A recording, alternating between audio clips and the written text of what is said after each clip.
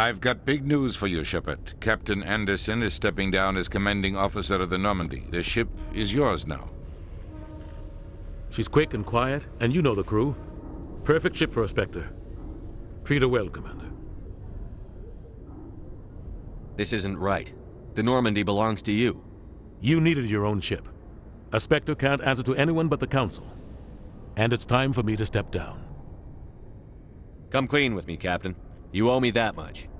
I was in your shoes 20 years ago, Shepard. They were considering me for the Spectres. What happened? I failed. Take the cut. It's not something I'm proud of. Ask me later and I'll tell you the whole story. For now, all you need to know is, I was sent on a mission with Saren, and he made sure the Council rejected me. I had my shot. It came and went. Now you have a chance to make up for my mistakes. I won't let you down, sir. Saren's gone. Don't even try to find him. But we know what he's after. The Conduit. He's got his Geth scouring the Traverse looking for clues. We had reports of Geth in the Feros before our colony there dropped out of contact, and there have been sightings around Noveria. Find out what Saren was after on Feros and Noveria. Maybe you can figure out where the Conduit is before he does. Anything else? We have one more lead. Matriarch Benezia, the other voice in that recording. She has a daughter, a scientist who specializes in the Protheans. We don't know if she's involved, but it might be a good idea to try and find her. See what she knows. Her name's Liara, Dr. Liara Tassoni. We have reports she was exploring an archaeological dig on one of the uncharted worlds in the Artemis Tau cluster.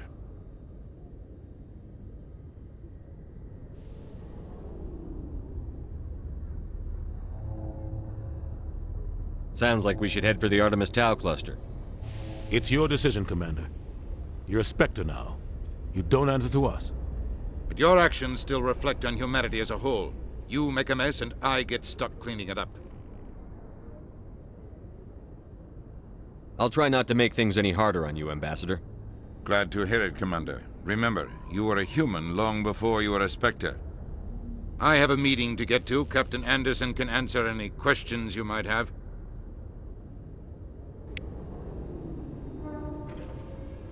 Yes, Commander? How are you holding up?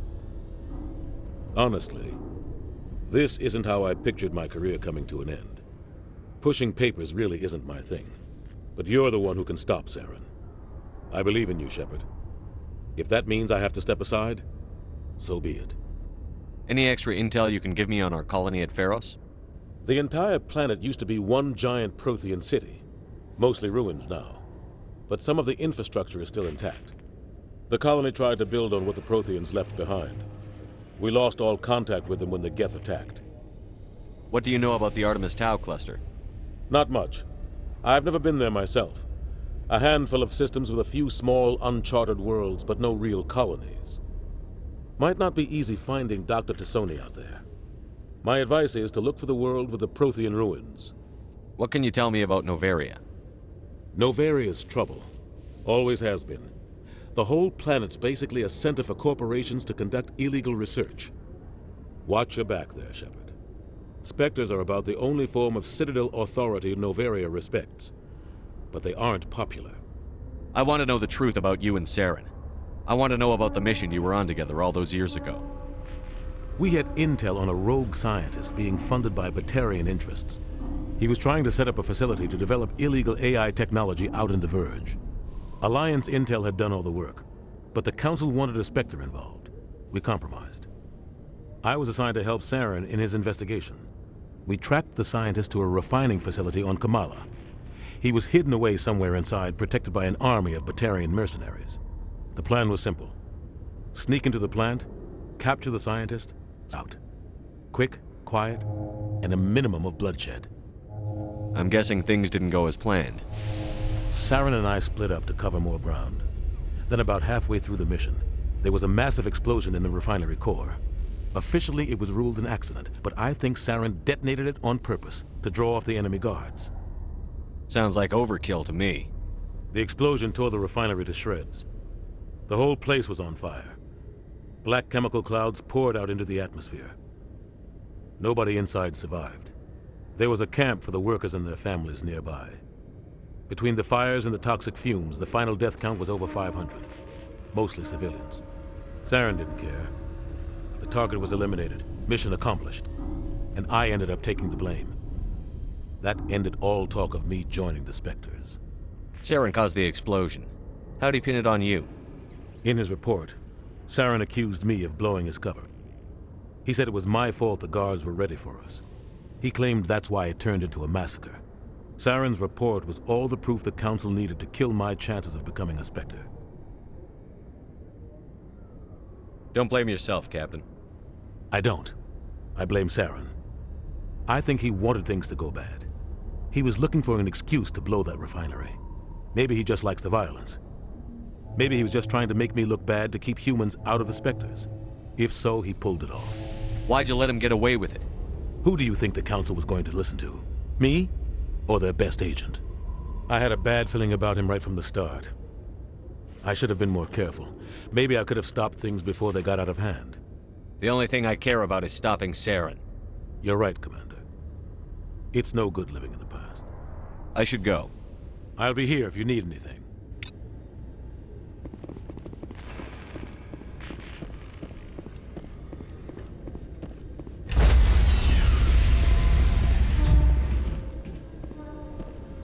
Stand by, shore party. Decontamination in progress.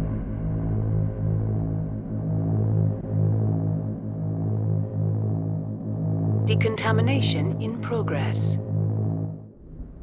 I heard what happened to Captain Anderson. Survives 100 battles and then gets taken down by backroom politics. Just watch your back, Commander. Things go bad on this mission, you're next on their chopping block. Captain Anderson should be the one in charge. It's like I'm stealing the ship from him. Yeah, the captain got screwed. But it's not like you could have stopped it. Nobody's blaming you. Everyone on this ship's behind you, Commander. 100%. Intercom's open. If you got anything you want to say to the crew, now's the time.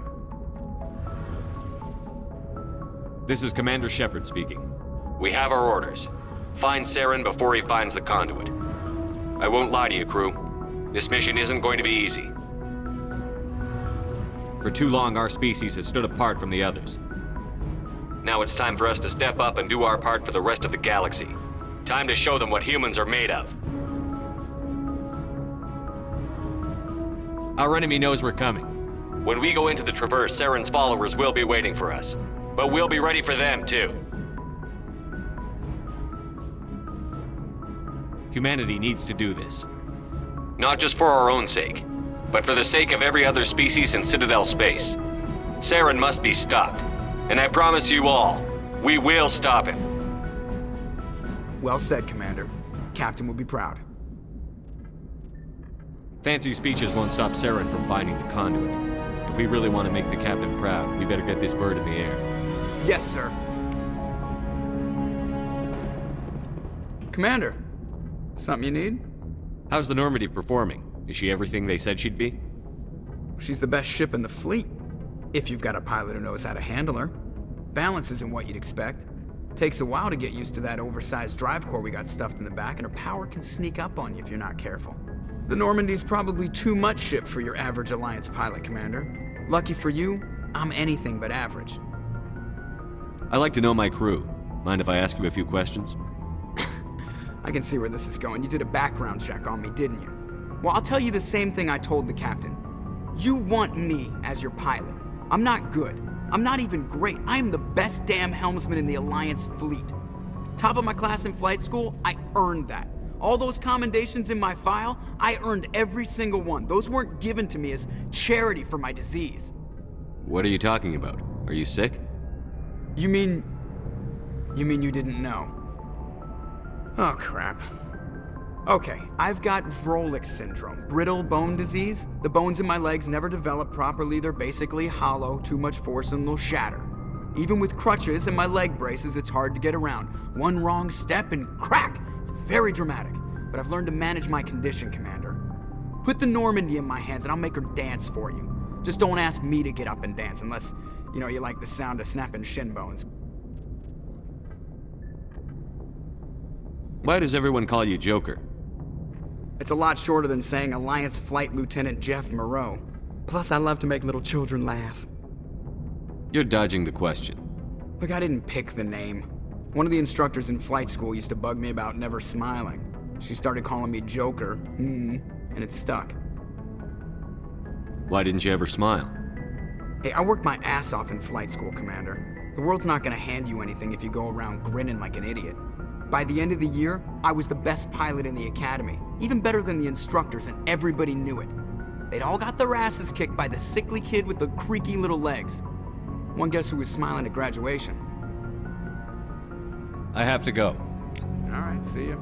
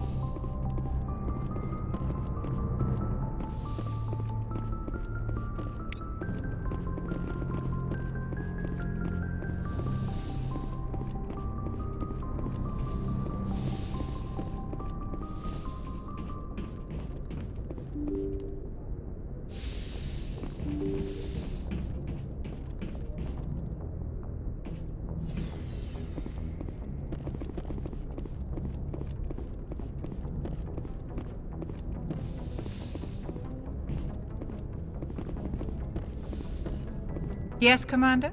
Is there something you need? I should go. Goodbye, Commander.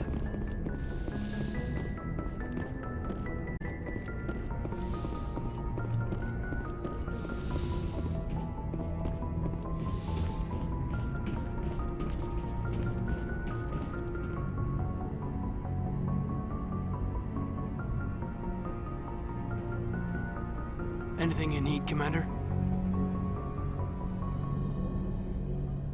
Just trying to get a sense of where the crew's at. Thoughts? I've wasted enough of your time for now, Commander.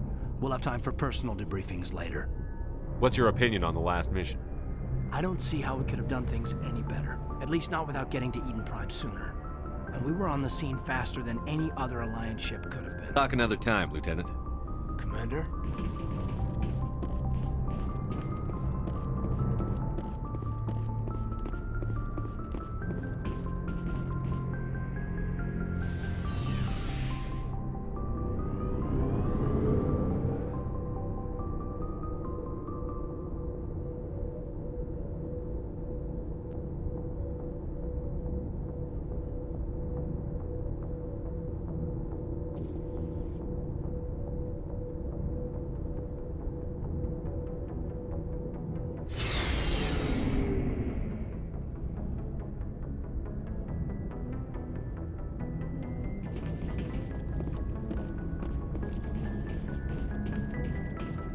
Nice ship you've got, Shepard.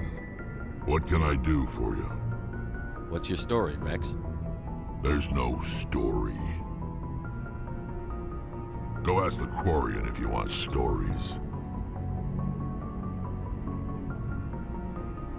You Krogan live for centuries. Don't tell me you haven't had a few interesting adventures. Well, there was this one time the Turians almost wiped out our entire race. That was fun. I heard about that. You know, they almost did the same to us. It's not the same. It seems pretty much the same to me. So your people were infected with a genetic mutation? An infection that makes only a few in 1,000 children survive birth? And I suppose it's destroying your entire species? I suppose it isn't all the same. I don't expect you to understand, but don't compare humanity's fate with the Krogan. Sorry, Rex. I wasn't trying to get you upset. Your ignorance doesn't upset me, Shepard. As for the Krogan, I gave up on them long ago. The genophage infected us, but it's not what's killing us. Are your people really dying? We're sure not getting any stronger. We're too spread out. None of us are interested in staying in our own system. Lots of species have left their homes and prospered. But they go to colonize new worlds. We're not settlers. We're warriors. We want to fight. So we leave. Hire ourselves out. And most of us never go back. What can you tell me about the Genophage? Ask the Solarians if you want details. They made it. All I know, it makes breeding nearly impossible. Thousands die in stillbirth, and most never get that far. Every Krogan is infected, every one. And no one's rushing to find a cure.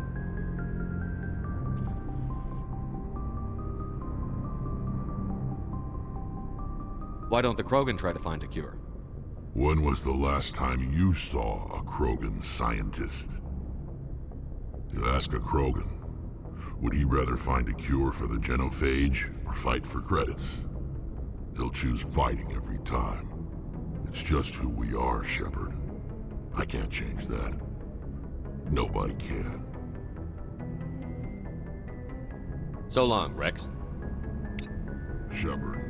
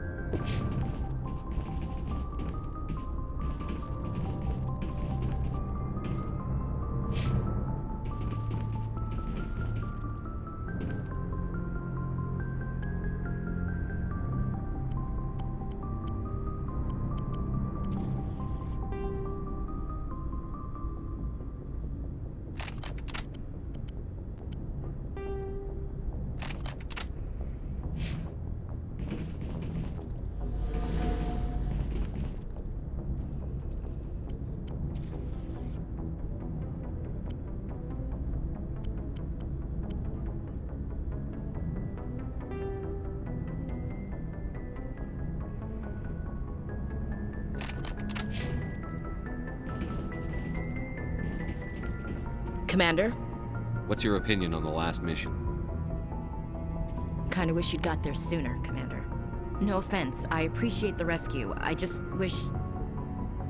We came as soon as we got the distress call, even with the fastest ship in the fleet. You did the best you could, Commander. It's my fault. If I had been more alert, we wouldn't have been cut down by an ambush. The Geth are perfect ambushers. They don't move, they don't make noise, they don't even breathe. Sir, they have flashlight heads. I'll make sure it doesn't happen again. Do you have a few minutes to talk one-on-one? I'm sorry, Commander. I need to get my duty squared away. I wouldn't mind talking more later, though. Dismissed, Chief. Sir.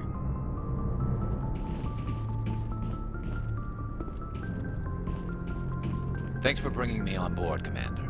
I knew working with the Spectre would be better than life at C-Sec. Have you worked with a Spectre before? Well, no, but I know what they're like. Spectres make their own rules. You're free to handle things your way. At C-Sec, you're buried by rules. The damn bureaucrats are always on your back. For the most part, the rules are there for a reason. Maybe. But sometimes it feels like the rules are only there to stop me from doing my work. If I'm trying to take down a suspect, it shouldn't matter how I do it, as long as I do it. But C-Sec wants it done their way. Protocol and procedure come first. That's why I left. So you just quit because you didn't like the way they do things? There's more to it than that. It didn't start out bad, but as I rose in ranks, I got saddled with more and more red tape. C-Sec's handling of Saren was typical. I just couldn't take it anymore. I hate leaving. I hope you made the right choice. I'd hate for you to regret it later. Well, that's sort of why I teamed up with you. It's a chance for me to get off the Citadel, see how things are done outside C-Sec.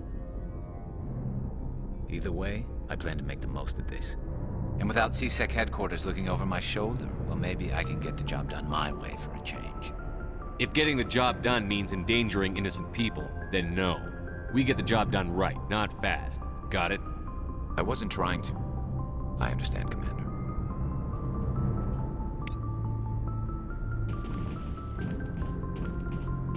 Hey, Commander. Looking for some extra supplies before you head out? What have you got? Whatever you want. Armor, weapons, mods. It's not standard Alliance issue, but that's not necessarily a bad thing. Well, as long as you don't mind paying for it. Why should I pay you for my weapons and armor?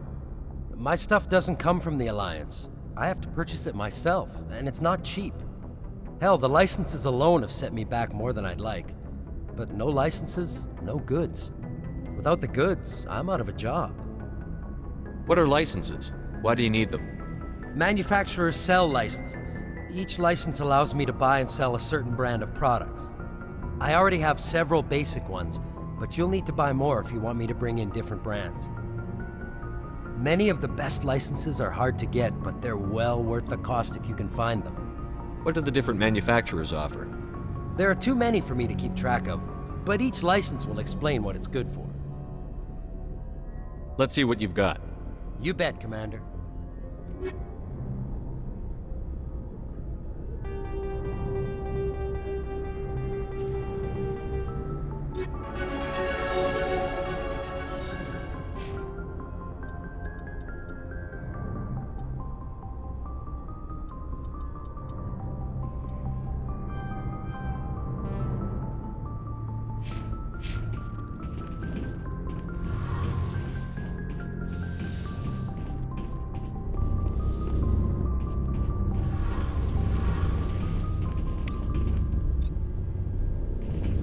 Hey, Commander, you know that Quarian, Tali? She's been spending all her time down here asking me about our engines. I'll tell her to leave you alone. What? No, she's amazing. I wish my guys were half as smart as she is. Give her a month on board and she'll know more about our engines than I do. She's got a real knack for technology, that one. I can see why you wanted her to come along. I figured she'd be a real asset to the team. You got an eye for Tali, Commander, but I'm guessing that's not why you came down here. Fill me in on the IES stealth systems. How does it work exactly? You can't hide a ship out in space. They emit too much heat and radiation. Too easy for sensors to pick them up, unless you find a way to capture those emissions. So our stealth systems trap the energy we give off in storage sinks built into the ship itself. No emissions to give away our location. Eventually the sinks have to be vented. More than a few hours silent running and they overheat. Cook us inside our own hull. There's no way for anyone to detect us? A visual scan can still pick us up. Anyone looking out a window can see us plain as day. But you have to be pretty close to get an actual visual out in space. Most vessels rely on scanners. As long as the stealth systems are engaged, they can't see us. Not unless we accelerate to FTL speeds. Why doesn't it work with faster than light travel? Cranking up to FTL blue shifts our emissions, pushes them into frequencies too high to capture in the sinks. As soon as we make the jump, it's like setting off a flare. Sensors can pick up our location whenever we enter or exit FTL flight, but for short-range missions, our stealth systems are amazing, and we've got the only one.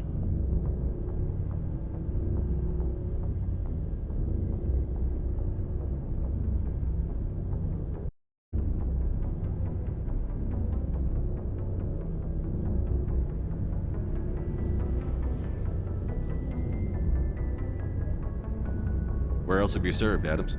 If you name a class of Alliance ship, I've probably served on it. Everything from dreadnoughts and carriers right down to frigates like the Normandy. My last assignment was on the Tokyo, only a cruiser, but she was a good ship. Couldn't hold a candle to the Normandy, though. I want to know more about the Normandy. She's the best ship I've ever served on, probably the fastest vessel ever designed, and she's the only one using the new Tantalus drive core. What's so special about the Tantalus drive core? Proportionally, it's about twice the size of any other vessel. Not only are we faster, but we can run at FTL speeds longer before we have to discharge the core. Carry on, Adams. Aye, aye, Commander. Your ship's amazing, Shepard. I've never seen a drive core like this before. I can't believe you were able to fit it into a ship this small. I'm starting to understand why you humans have been so successful. I had no idea Alliance vessels were so advanced. The Normandy's a prototype. Cutting-edge technology. A month ago, I was patching a makeshift fuel line into a converted tug ship in the flotilla. Now, I'm sitting on board one of the most advanced vessels in Citadel space. I have to thank you again for bringing me along. Traveling on a vessel like this is a dream come true for me. I had no idea you found ship technology so interesting. It comes with being a Quarian. The migrant fleet is the key to the survival of my people. Ships are our most valuable resource. But we don't have anything like this. We make do with cast-offs and second-hand equipment. We just try to keep them running for as long as we can. Some of the fleet's larger vessels date all the way back to our original flight from the Geth. I can't believe your fleet's still using ships that are 3 centuries old. They're constantly being repaired, modified, and refitted. They aren't pretty, but they work, mostly. We've tried to make ourselves independent as possible on the flotilla, grow our own food, mine and process our own fuel. But some things we just can't make on our own. A patch to maintain the hull integrity requires raw materials we just don't have. That's why our pilgrimages are so important. Tell me about your people. Our lives aren't easy. Resources are scarce, and we are constantly on the move. Everything we do must in some way contribute to the continuation of the migrant fleet. There are 17 million Quarians in the flotilla, and each of us relies on the others for survival. The bonds among my people are strong. Unfortunately, we have had to surrender many of the freedoms and civil liberties other species take for granted. What kind of freedoms? Well, it's illegal for parents to have more than one child. If our population grows too much, it would strain our resources to their breaking point. Of course, we also can't allow our numbers to become too few. If our population is in decline, the rule against single births is temporarily repealed. In extreme cases of population decline, incentives are even offered to encourage multiple births, though the Conclave hasn't had to take such measures in nearly a century. That's your government. The Conclave is our civilian branch of government. Each ship can elect a representative to serve on the Conclave and make decisions that affect the fleet as a whole. On matters that affect an individual ship, however, the captain has the final say. It's a tradition that dates back to the early days, when the fleet was governed by martial law. Fortunately, most captains nowadays are smart enough to have an elected council from their crew to give them advice and guidance. So the ultimate power rests with elected officials. In practice, the Conclave and the respective council for each ship tend to set the rules that govern our daily lives. But in theory, we are still under military jurisdiction. The 5 top-ranking military officials in the fleet serve on the Admiralty Board. These 5 have the power to overrule any decision by the Conclave in case of emergency. To do so requires unanimous agreement among the Admiralty, and they can only do this once. After that, the entire board must resign their posts. It's a safeguard that served us well. In nearly 3 centuries, the Admiralty Board has only overruled the Conclave 4 times.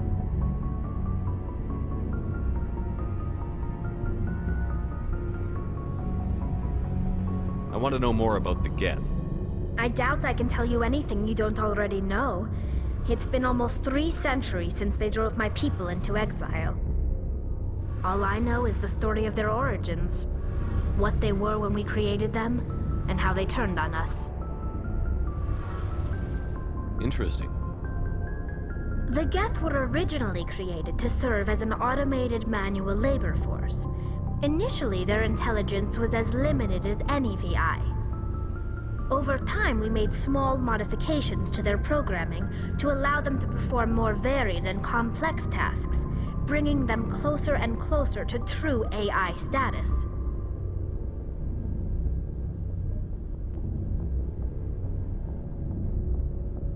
How come the Council didn't step in and stop you?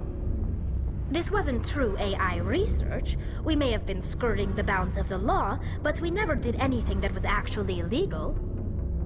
The changes were so insignificant, so gradual, that we were able to control them, we thought. But one thing we underestimated was the power of the neural network. A million Geth thinking simultaneously created an inherently unstable matrix.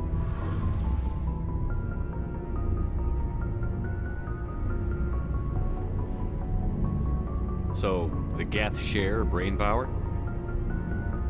Many of the Geth's logic systems were designed to work in concert with other nearby Geth. Basically, the more of them you have in the group, the smarter they are.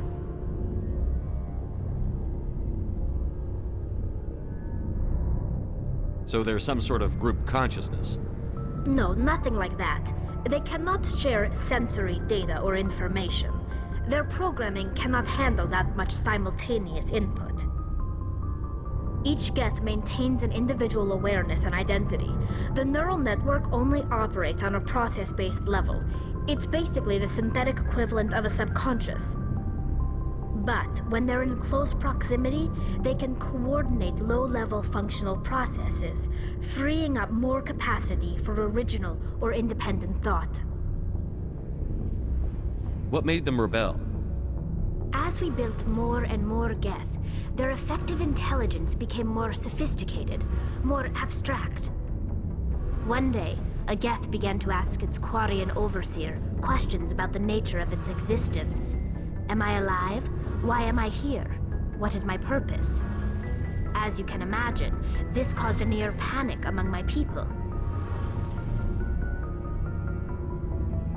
I don't see what's so bad about those questions.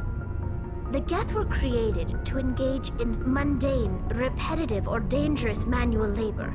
That's fine for machines, but it won't satisfy a sentient being for long. The Geth were showing signs of rudimentary self-awareness and independent thought. If the Geth were intelligent, then we were essentially using them as slaves. It was inevitable the newly sentient Geth would rebel against their situation. We knew they would rise up against us, so we acted first.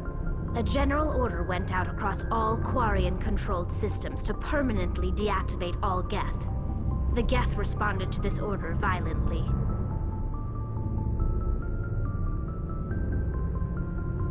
You can't blame them for fighting for their survival. We had no other choice. The Geth were already on the verge of revolution. By acting quickly, we had a chance to end the war before it began. The hope was that most of the Geth would still be little more than machines, incapable of organized resistance. But they had progressed much further than anyone anticipated. The war was long and bloody. Millions upon millions of Quarians died at their hands. In the end, we were forced to flee our own homeworld. We feared the Geth would pursue us, but they never came beyond the Veil. Now we drift through space, exile searching for a way to reclaim what was once ours.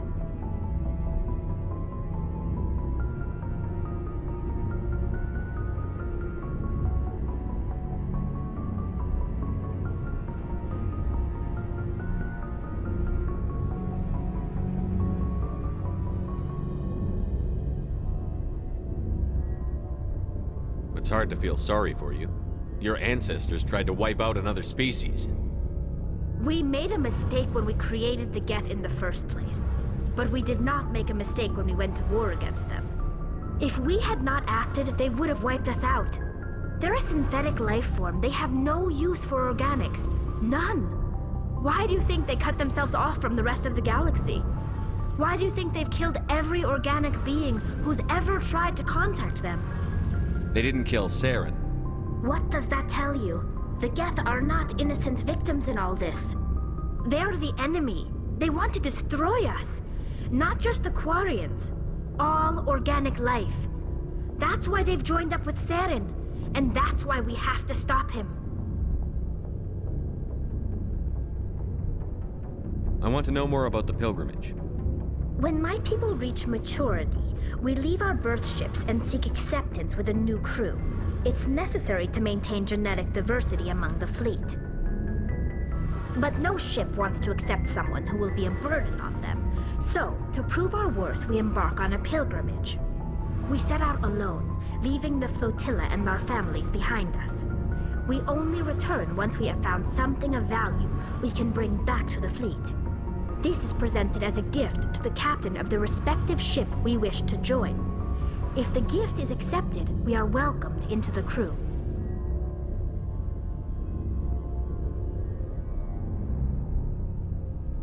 Can a captain choose to reject the gift? That doesn't happen often. Most captains are eager to increase the size of their crew. It increases their own standing in our society. Even when a gift is not particularly valuable, the captain usually accepts it out of a sense of tradition. However, there is a stigma to presenting a substandard gift. It's not the best way to make a good impression on a new community. Most pilgrims don't return until they find something worthwhile. I want to talk about something else. Like what? I should go. See you later.